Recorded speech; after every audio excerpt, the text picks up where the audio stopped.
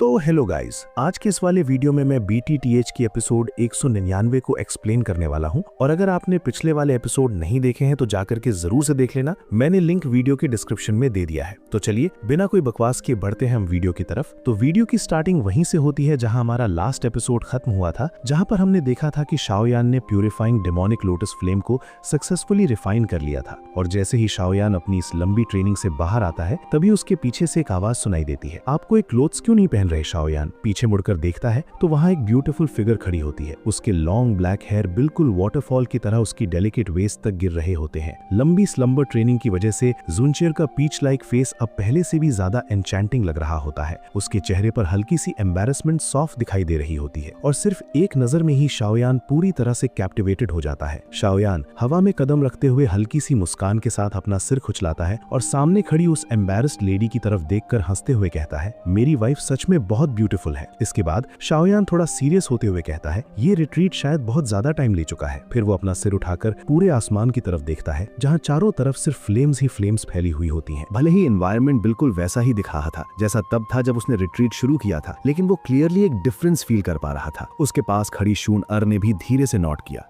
Purifying demonic lotus flame कोई ordinary चीज नहीं थी। अगर उनके पास इतना टाइम ना होता तो वो दोनों मिलकर भी इसे रिफाइन नहीं कर पाते। शाओयान गेगे, अब आप काफी पावरफुल हो गए होंगे, राइट? शून अर ने हल्का सा आईज रोल करते हुए स्माइल के साथ कहा, अगली बार जब मैं हॉल ऑफ सोल्स के चीफ से मिलूंगा तो उसे डिफीट करना मुश्किल नहीं होगा। शाओयान ने हल्की मुस्कान के साथ जवाब दिया। उसकी वॉइस में एक्सट्रीम कॉन्फिडेंस साफ महसूस हो रहा था। प्योरीफाइंग डेमोनिक लोटस फ्लेम को रिफाइन करने के बाद उसे जो बेनिफिट्स मिले थे वे कंप्लीटली इनकम्पैरेबल थे। उसके अंदाजे के मुताबिक उसकी स्ट्रेंथ अब दो शेंग क्लास के 5th स्टार के इनिशियल लेवल तक पहुंच चुकी थी। ये उसकी पहले की इंटरमीडिएट 2 स्टार डोशेंग स्ट्रेंथ से सीधा 3 स्टार का लीप था। इतनी बड़ी इंक्रीज देखकर खुद शाओयान भी गहले शॉक हो गया था। एक एलीट डोशेंग होने के नाते वो जानता था कि डोशेंग क्लास में एक लेवल बढ़ाना कितना मुश्किल होता है।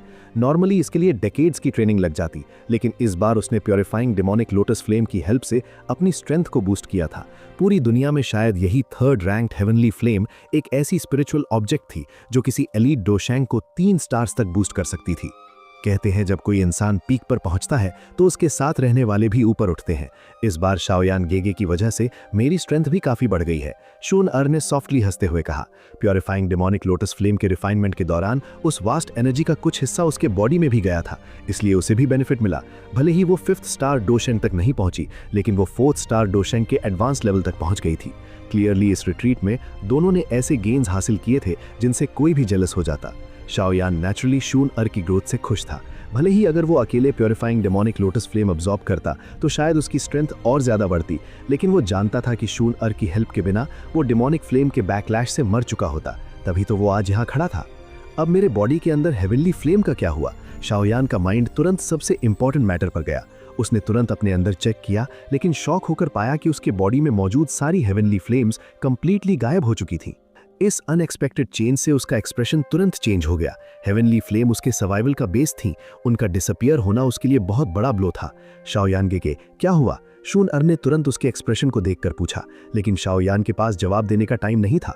उसने खुद को काम किया और अपने बॉडी के अंदर ध्यान से चेक करने लगा। काफी देर बाद उसे अपने बॉडी के डीप अंदर कुछ फेंट सा महसूस हुआ। बाहर आओ। शाओयान ने अचानक अपना हाथ टाइट किया और लो क्राई के साथ अपने पाम से पिंक कलर्ड फ्लेम को बाहर निकाला। उस फ्लेम के एजेस पर फेंट गोल्डन लाइट भी फ्लो कर रही थी, जैसे कोई मेटालिक ग्लो हो। इस पिंक फ्लेम के अपीयर होते ही आसपास की एयर डिस्टॉर्ट होने लगी। फिर वो फ्लेम अचानक विगल करने लगी और अगले ही मोमेंट शाओयान और शून अर की स्टन्ड आइज के सामने एक 1/2 फुट टॉल बेबी में ट्रांसफॉर्म हो गई। ईवा, ईवा। उस टाइनी फायर बेबी की आईज के अंदर पिंक फ्लेम जल रही थी। जैसे ही वो अपीयर हुआ, उसने सीधे शाओयान को देखा और अपने छोटे से सॉफ्ट हैंड से उसका आर्म पकड़ लिया। वो लगातार शाओयान से रब कर रहा था, जैसे बेहद अफेक्शनेट हो। शाओयान और शून अर दोनों पूरी तरह स्टंट थे। वो बेबी ज्यादा बड़ा नहीं था, बस एक आर्म से थोड़ा बड़ा, देखने में एक चबी राउंड बॉल जैसा था। उसके हेड पर छोटी सी ब्रेड थी और बॉडी के फ्रंट पर एक छोटा क्लॉथ रैप था, जबकि उसका बटक्स विजिबल था। उसके हेड पर पिंक लोटस फायर सील बना हुआ था। ओवरऑल वो बेहद क्यूट लग रहा था। शून अर की आईज में तो लिटरल स्पार्कल आ गया, जैसे मैटरनल लव जाग गया हो। ईवा, ईवा। फायर बेबी शाओयान का हाथ पकड़कर स्विंग कर रहा था और अपने माउथ से स्ट्रेंज लेकिन टेंडर साउंड निकाल रहा था। ये क्या हो रहा है?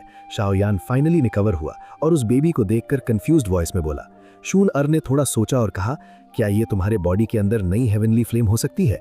इतने सारे हेवनली फ्लेम्स मर्ज होने के बाद अगर प्योरीफाइंग डेमोनिक लोटस फ्लेम को भी जोड़े तो शाओयान के पास टोटल 6 हेवनली फ्लेम्स थीं, और 6 हेवनली फ्लेम्स मर्ज होने पर क्या होगा ये किसी को नहीं पता था, क्योंकि किसी ने ऐसा एक्सपेरिमेंट कभी नहीं किया था।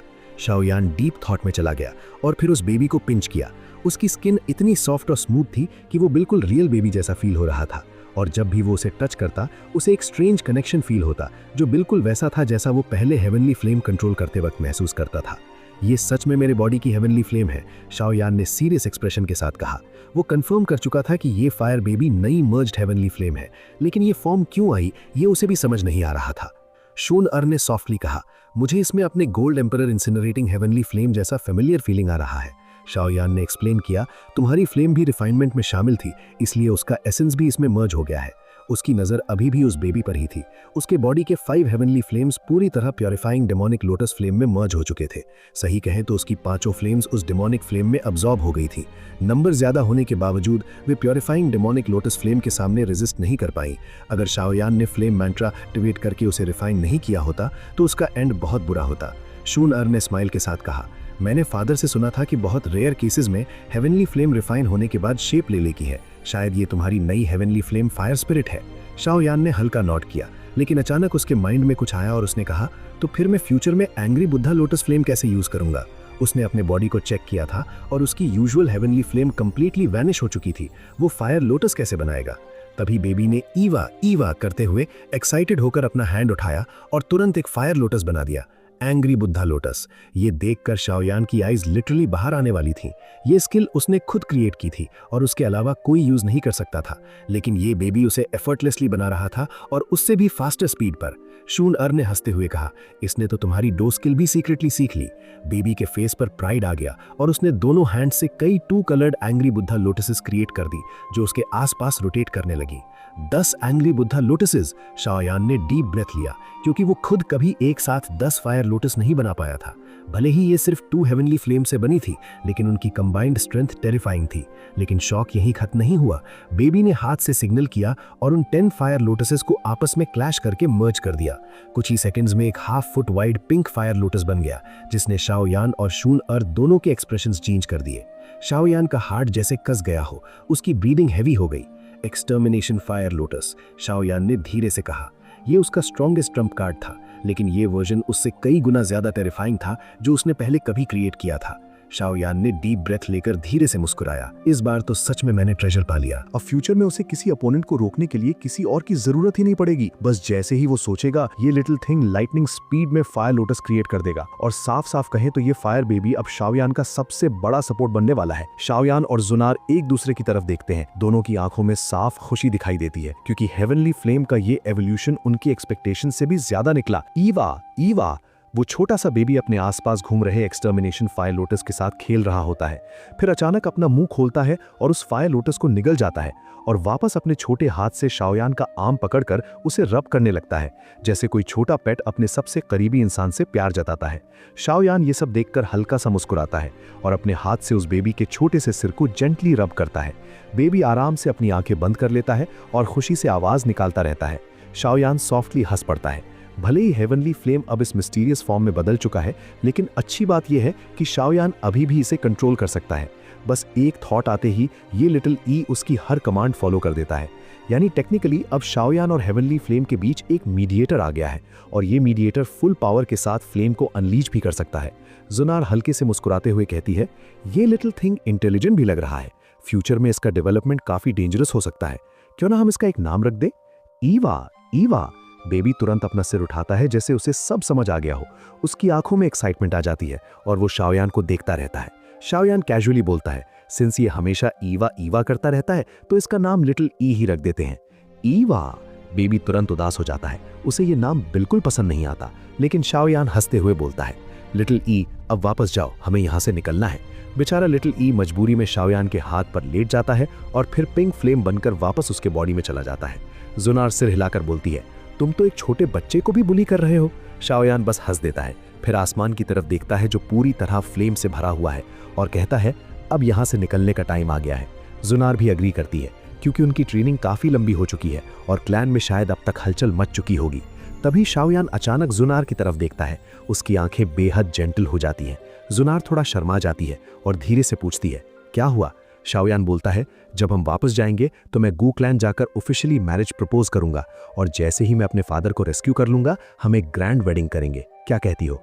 ये सुनते ही जुनार का दिल जोर से धड़कने लगता है। उसका चेहरा लाल हो जाता है, लेकिन उसकी आंखों में प्योर हैप्पीनेस होती है। वो धीरे से सिर हिलाकर हाँ कर देती है। शाओयान जोर से हंस पड़ता है। अब उसकी स्ट्रेंथ ऐसी हो चुकी है कि वो दुनिया में कहीं भी जा सकता है। उसे किसी से डरने की जरूरत नहीं, इवन एंशिएंट क्लैन से भी नहीं, क्योंकि शाओ क्लैन का वही लड़का अब इस दुनिया का पीक पावर हाउस बन चुका है। चलो, शाओयान जुनार को अपनी बाहों में खींच लेता है। उसका दूसरा हाथ स्पेस को टीयर कर देता है। पिंक फ्लेम उसकी उंगलियों पर चमकता है और एक ही इशारे में वो स्पेस को चीरकर एक बड़ा क्रैक बना देता है। दोनों बिना हेजिटेशन उस क्रैक में एंटर कर जाते हैं और एक झटके में गायब हो जाते हैं। उनके जाने के बाद पूरा डिमोनिक फ्लेम रेल्म पूरी तरह शांत हो जाता है और धीरे धीरे ये जगह टाइम के साथ हिस्ट्री बनकर गायब हो जाएगी। 2 साल पहले डिमोनिक फ्लेम प्लेन्स एक ग्रीन माउंटेन रेंज था, लेकिन प्योरीफाइंग डिमोनिक लोटस फ्लेम की डिसेंट होते ही सब कुछ बदल गया। पहाड़ खत्म हो गए, जमीन लावा बन गई और बाद में ठंडी होकर ये व्हाइट प्लेन्स बन गए। हर जगह ह्यूज क्रैक्स दिखाई देते हैं जिनसे हीट वेव्स निकलती रहती हैं। इस वजह से ये पूरा रीजन ड्राई और डेंजरस बन चुका है। लेकिन यहीं पर एडवेंचरर्स को एक रेयर क्रिस्टल मिला जिसमें वायलेंट फायर एनर्जी भरी हुई थी, जिसे डिमोनिक फ्लेम रॉक कहा गया। ये क्रिस्टल्स एल्केमिस्ट और फायर एफिनिटी डीओसी यूजर्स के लिए ट्रेजर बन गए। इन्हें अब्सॉर्ब करने से डीओसी भी स्ट्रांग होती है और फ्लेम्स भी पावरफुल हो जाती हैं। इसी वजह से कई फैक्शंस यहाँ आकर बस गए और माइनिंग शुरू कर दी। स्काई मैंशन अलायंस भी उनमें से एक था और उनके पास सबसे रिच एरिया था। उनकी स्ट्रेंथ इतनी थी कि कोई ओपनली अपोज करने की हिम्मत नहीं करता, लेकिन जहां स्काई मैंशन अलायंस होता है वहां हॉल ऑफ सोल्स भी आता है। दोनों के बीच पिछले 2 सालों से कांस्टेंट वॉर चल रही है। हर कुछ दिन में फाइट्स होती हैं, छोटे बैटल्स, बड़े बैटल्स, पूरा प्लेन्स बैटलफील्ड बन चुका है। एक फाइट के दौरान 2 हेवी स्वॉर्ड्स आपस में टकराते हैं, स्पार्क्स निकलते हैं। एक साइड क्लियरली वीक पड़ जाती है, उसका ओनर पीछे गिरता है, खून निकलता है, लेकिन वो अपने आसपास देखता है, उसके साथ ही इंजर्ड पड़े हैं। सामने खड़ा ब्लैक रोब वाला आदमी कोल्ड स्माइल के साथ कहता है, कमांडर ल्यू, डिमोनिक फ्लेम रॉक्स दे दो, हम तुम्हें काफी टाइम से ट्रैक कर रहे हैं। दूर से एक घायल आदमी चिल्लाता है, कमांडर भाग जाओ, ये रॉक्स हमने अपनी जान जोखिम में डालकर निकाले हैं, ये हॉल ऑफ सोल्स को नहीं मिलने चाहिए। लेकिन उसकी बात पूरी भी नहीं होती। पीछे से स्वॉर्ड उसे खत्म कर देती है। चारों तरफ से ब्लैक फिगर्स सराउंड कर लेते हैं। कमांडर ल्यू का चेहरा पेल हो जाता है। उसके साथ ही कहते हैं, हम कवर देंगे, आप निकल जाओ, बस ये रॉक्स अलायंस तक पहुंचा दो, हम इनर डिसाइपल्स बन जाएंगे। उनकी आंखों में डेस्परेशन और डिटर्मिनेशन दोनों है। कमांडर ल्यू अपने बैग को टच करता है जिसमें 10 स्टोरेज रिंग्स है, महीनों की मेहनत का रिजल्ट। लेकिन सामने मौत खड़ी है।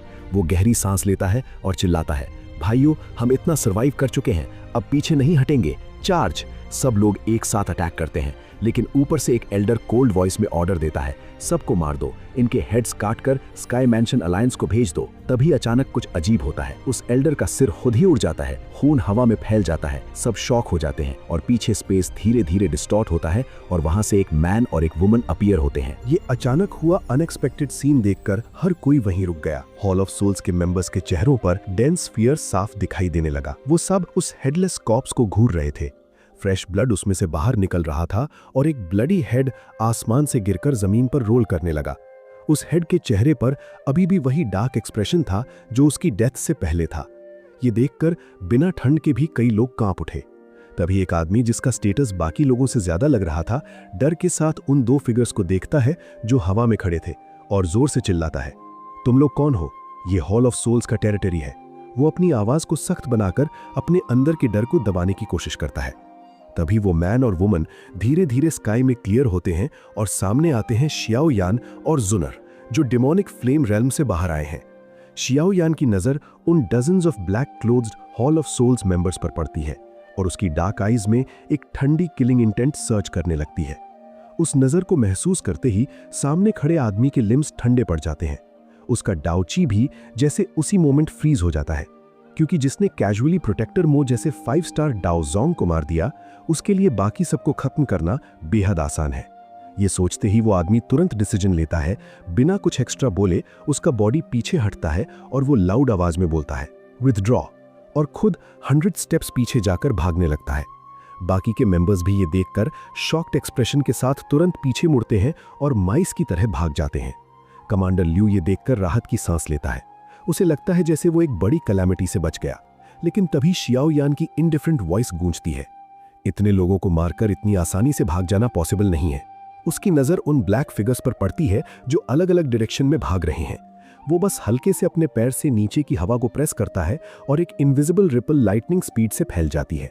जैसे ही वो रिपल फैलती है, भाग रहे सभी लोग अचानक रुक जाते हैं और अगले ही पल उनके हेड्स हवा में उड़ जाते हैं ब्लड पिलर्स के साथ, और फिर जमीन पर गिरते हैं। ये सीन देखकर कमांडर लियू और उसके ग्रुप के दिलों में ठंडक दौड़ जाती है। उन्हें समझ ही नहीं आता कि शियाओ यान ने अटैक कब किया। हॉल ऑफ सोल्स के वो एक्सपर्ट्स जिनकी स्ट्रेंथ उनसे कई गुना ज्यादा थी, सब एक पल में हेडलेस कॉप्सेस बन चुके थे। कमांडर लियू तुरंत खुद को संभालता है, डर को सप्रेस करता है और रिस्पेक्ट के साथ झुककर बोलता है, एल्डर, आपने हमारी जान बचाई। हम स्काई मैंशन अलायंस के आउटर अलायंस के थर्ड लार्ज यूनिट जुआन यूनिट से हैं। आपने हमारी जान बचाई है, ये फेवर हम कभी नहीं भूलेंगे। शियाओ यान ये सुनकर थोड़ा सरप्राइज्ड होता है। उसे लगता है कि इन सालों में स्काई मैंशन अलायंस काफी डेवलप हो चुका है। फिर वो कैजुअली अपनी उंगली फ्लिक करता है और एक जेड बॉटल कमांडर लियू के हाथ में आ गिरती है। शियाओ यान कहता है, इन मेडिसिनल पिल्स को डिस्ट्रीब्यूट कर दो। जिनमें अभी भी ब्रेथ है वो शायद मरेंगे नहीं। कमांडर लियू बॉटल पकड़ते ही कांप उठता है। उसकी आईज वाइडन हो जाती हैं क्योंकि बॉटल के अंदर की मेडिसिनल पिल्स डेंस स्पिरिचुअलिटी से भरी हुई हैं और उनकी फ्रेग्रेंस ऐसी है जो उसने कभी देखी किसी भी टियर 6 पिल से कंपेयर नहीं की जा सकती। वो जल्दी से पिल्स निकालकर अपने इंजर्ड ब्रदर्स में डिस्ट्रीब्यूट करता है और फिर कुछ कोर मेंबर्स के साथ डरते हुए उस मैन और वुमन के पास आता है जो अब जमीन पर उतर चुके हैं। शियाओ यान बिना टाइम वेस्ट किए कैजुअली पूछता है, डिमोनिक फ्लेम रेल्म बंद होने के बाद सेंट्रल प्लेन्स में क्या क्या हुआ? कमांडर लियू रिस्पेक्टफुली जवाब देता है, वो एक इंटेलिजेंट आदमी है, इसलिए वो समझता है कि क्या पूछना है और क्या नहीं। वो अपने थॉट्स अरेंज करके पिछले 2 साल की मेजर इवेंट्स समराइज करता है और साथ ही वो और उसके साथी उस यंग मैन को सीक्रेटली ऑब्जर्व करते रहते हैं क्योंकि उन्हें लगता है कि वो थोड़ा फेमिलियर है। तभी शियाओ यान सुनते हुए अचानक पूछता है, शी क्लैन वैनिश हो गया? शियाओ यान और जुनर के एक्सप्रेशंस ड्रास्टिकली चेंज हो जाते हैं। कमांडर लियू कंफर्म करता है कि शी क्लैन भी लिंग क्लैन की तरह मिस्टीरियसली वैनिश हो गया, लेकिन पिछले 1 साल से ऐसा कुछ नहीं हुआ क्योंकि 3 एंशिएंट क्लैंस ने अलायंस बना लिया है। शियाओ यान ये सब सुनकर सीरियस एक्सप्रेशन के साथ खुद से मटर करता है कि इन 2 सालों में कितने बड़े चेंजेस हो गए। स्काई मैंशन अलायंस और हॉल ऑफ सोल्स के बीच all out war, Shi clan का वैनिश होना और एंशिएंट क्लैंस का अलायंस बनाना, सब कुछ एक साथ हुआ। ये एक एक्सट्रीमली लाइवली पीरियड बन गया है। तभी कमांडर लियू थोड़ा हेजिटेट करता है और बोलता है कि पास में हॉल ऑफ सोल्स का ब्रांच हॉल है और प्रोटेक्टर की डेथ डिटेक्ट हो सकती है, इसलिए हमें जल्दी निकल जाना चाहिए। वो ये भी बताता है कि उस ब्रांच हॉल में हन क्लैन का एक एलीट डाओ शेंग गार्ड कर रहा है जिसने इस 2 साल के वॉर में स्काई मैंशन अलायंस के कई एक्सपर्ट्स मार दिए हैं। शियाओ यान ये सुनकर कामली पूछता है, कितने स्टार का डाओ शेंग है? कमांडर लियू ऑनेस्टली जवाब देता है, 1 स्टार। शियाओ यान अपना चिन रब करता है और हल्का सा नॉड करता है। कमांडर लियू और उसके साथी ये देखकर खुश हो जाते हैं कि शायद वो एल्डर जाने वाला है, लेकिन शियाओ यान मुस्कुराते हुए बोलता है, तुम्हें रास्ता पता है ना, मुझे उस ब्रांच हॉल तक ले चलो। ये सुनते ही सबके चेहरे फ्रीज हो जाते हैं क्योंकि वो जगह उनके लिए फॉरबिडन ग्राउंड है, लेकिन शियाओ यान उनकी साइलेंस इग्नोर करता है। वो कमांडर लियू के शोल्डर पर हाथ रखता है और अगले ही पल स्पेस फ्लक्चुएट होती है और तीनों गायब हो जाते हैं। बाकी यूनिट मेंबर्स के चेहरे पेल हो जाते हैं और वो सोचते हैं कि अब सब खत्म हो गया, लेकिन कुछ देर बाद स्पेस फिर से फ्लक्चुएट होती है और शियाओ यान, जुनर और कमांडर लियू वापस अपीयर हो जाते हैं। सब लोग तुरंत खुश होकर आगे बढ़ते हैं, लेकिन कमांडर लियू ब्लैंक एक्सप्रेशन के साथ खड़ा रहता है क्योंकि जिसने अपनी आंखों से देखा हो कि एक लेजेंडरी डाओ शेंग एक सिंगल स्ट्राइक में मिन्स मीट बन गया, वो शांत कैसे रह सकता है। थोड़ी देर बाद वो धीरे से बोलता है, अब डिमोनिक फ्लेम प्लेन्स में हॉल ऑफ सोल्स का ब्रांच हॉल एग्जिस्ट नहीं करेगा और सेंट हन क्विंग भी गायब हो गया है। ये सुनते ही सब लोग शॉक में आ जाते हैं। एक ब्रांच हॉल कुछ ही मिनट में खत्म हो गया। शियाओ यान ये रिएक्शन देखकर हल्का सा स्माइल करता है और जाने लगता है। फिर उसकी फेंट वॉइस हवा में फैलती है, वापस जाकर इस रीजन के इंचार्ज को ढूंढना और बता देना कि अब से तुम सब इनर स्काई मैंशन अलायंस के डी क्लास मेंबर्स हो। ये सुनते ही सबके शरीर कांप जाते हैं क्योंकि इतना बड़ा प्रमोशन उनके लिए इम्पॉसिबल था।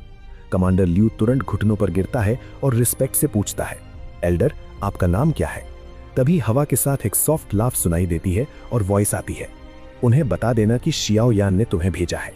शियाओ यान, ये नाम सुनते ही सबके चेहरों पर शॉक छा जाता है। वो उस दूर जाते हुए ब्लर्ड फिगर को देखते रहते हैं जब तक वो पूरी तरह गायब नहीं हो जाता, और कुछ देर बाद एक ट्रेम्बलिंग वॉइस निकलती है। वो सच में जूनियर अलायंस चीफ है। और इसी के साथ आज की ये वीडियो यहीं पर खत्म होती है। अगर आपको वीडियो पसंद आया हो तो लाइक करना मत भूलना, सब्सक्राइब जरूर करना और वीडियो को आगे तक पहुंचाने के लिए शेयर भी कर देना। तो दोस्तों, हम मिलेंगे अगली वीडियो में अगले एक्सप्लेनेशन के साथ। तब तक के लिए ख्याल रखना, सपोर्ट बनाए रखना और हमेशा मस्त रहना।